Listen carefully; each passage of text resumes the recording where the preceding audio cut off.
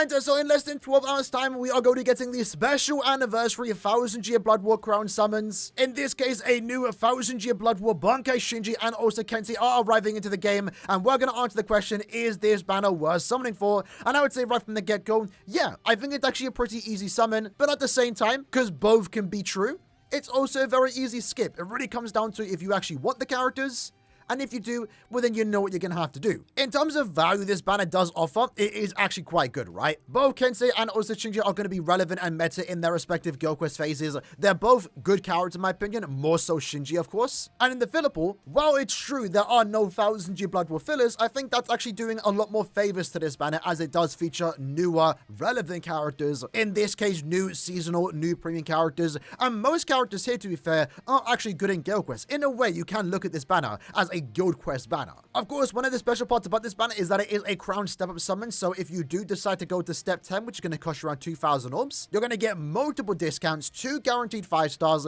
and then on step 10, you are guaranteed to either get Shinji or Kensei. And because there are many new players in the game that, recently started during the 9th anniversary, this banner is common for mid-months. And step 10, when it says 1 guaranteed new 5-star, it's always 50-50 for Shinji or Kensei. If you pull Shinji, this does not mean you're guaranteed to get Kensei on step 10. It's always going to be 50-50, either Shinji or Kensei, but either way, a guaranteed banner character step is always good. And it means if you are a fan of Shinji and Kensei, and that is the sole reason why you are pulling, well, at the very least, you might only have to spend 2,000 orbs, which is actually really good compared to other banners. It's a really good step-up format with 2 good characters, a good filler pool. That therefore means that the banner is worth summoning on, but again, it doesn't mean you have to pull on it. In my case, for example, I'm kind of tempted to skip this banner because I'm just trying to think ahead, right? This, as of right now, is our second 1000-year Blood War mid-month. Our first being Esno and also Byakuya, and we saw with those 2 particular characters is that they have been made fillers already. So right now, it looks like if you are a 1000-year Blood War end-of-month banner, which, let's be honest, makes up most of 1000-year Blood War banners, it's going to take a year for you to become a potential filler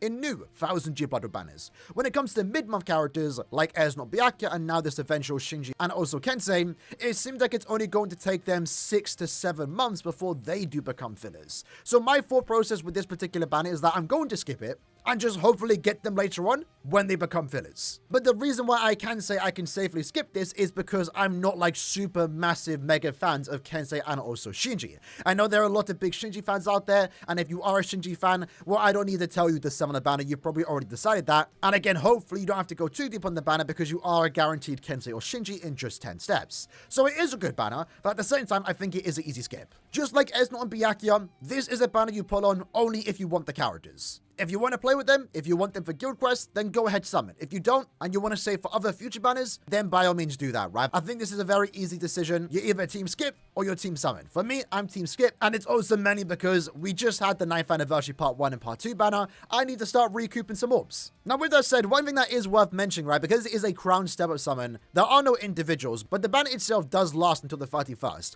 So one of the best ways to go about summoning on this banner, if you are deciding to summon on it but still low on orbs, you can always just wait till the 28th. On the 28th of this month, we are going to get the next end of month banner announcement, and this banner will still be here. While I know not everyone has the patience to wait, if you do wait, you do have the benefit of knowing the upcoming banner and also knowing what this banner has to offer, and then you can make a decision whether you want to pull for these characters or the next banner. Because truth be told, the next end of month banner is likely also to be a 1000-year Blood War banner, and if it's a character you want over these 2, but then you end up summoning with this banner, have no also your potential favorite character, well then you're going to potentially regret summoning. With that out of the way though, let's talk about the new characters. Despite this being a mid-month, Shinji is definitely not matching what normally comes with a mid-month character. By all intents and purposes, this character is going to perform like an end-of-month character, with the exception that he doesn't have an EX attack, but that's fine, not every new character is going to have one. Shinji himself though is a Technique Captain Hollow with the Squad 0 Killer Plus ability, so when he is attacking at Squad 0 enemies, he will be doing 60% more damage. When it comes to his attainable skills, if we solely look at his damage output, the character itself has Frenzy +2, a 50% Berserker, and also a 120% Spiritual Pressure boost. Once you do inflict a Starsman, which in his case, he does have an increased chance to apply both Weakening and also Confusion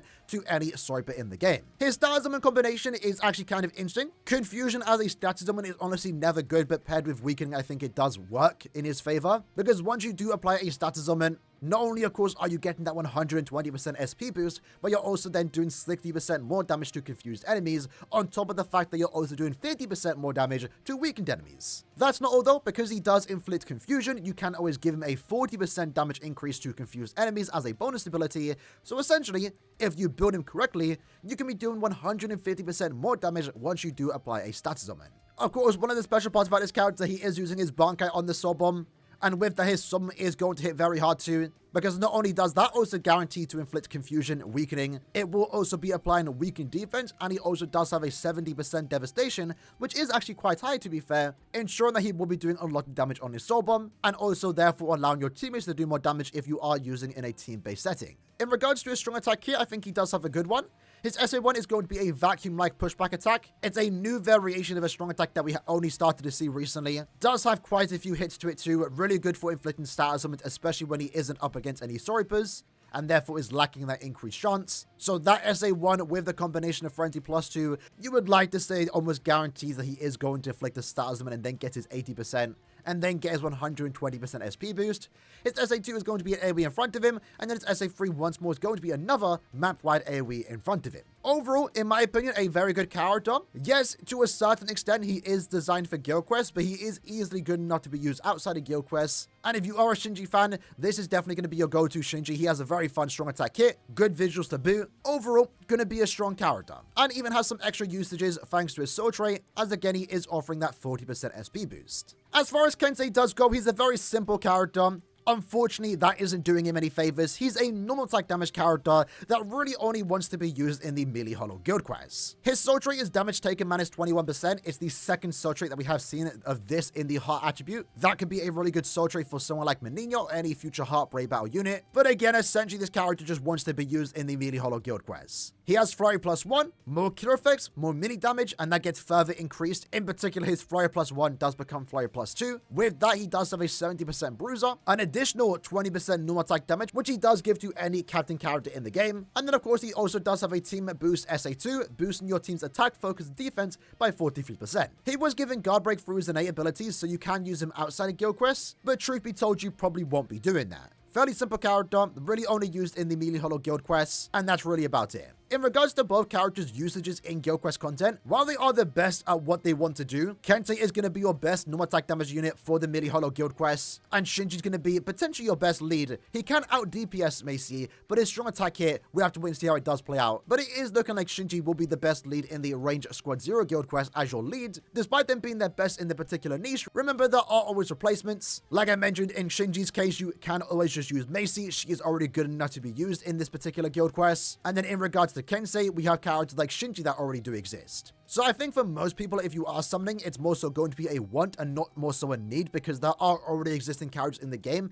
that kind of fulfill the roles. Yes, these characters are better, but again, maybe more reasons to wait for these characters to become fillers in the future and get them alongside potentially other new characters, new 1000-year Blood War characters. In regard to the filler pool, like I mentioned, we do have a lot of good characters here, guild quest characters, farmers. In Xiaolong's case, I think he's more so just a Sankamon character. He really doesn't offer much on your account, a good soul train, that's really about it. We are potentially going to be getting a new Sankamon tower in the future, and maybe a stage will be designed for this character. That is something that we have seen quite a bit in the past. Xiaolong is basically a nothing character, though I will be honest. Ikaku is a ranged normal attack damage character for the ranged squad 0 guild quest, so he's going to pair very well with Shinji. Shinsui is a ranged normal attack damage character for the ranged hollow guild quest, and he is going to serve as your team booster, so he's meta in that particular guild quest phase. Swimsuit Jushro is a +10 length farmer, but also doubles down as a really good support for any technique Soripa out there, allowing them to do 20% more strong attack damage and also 40% more damage to any enemy inflicted with a status summon.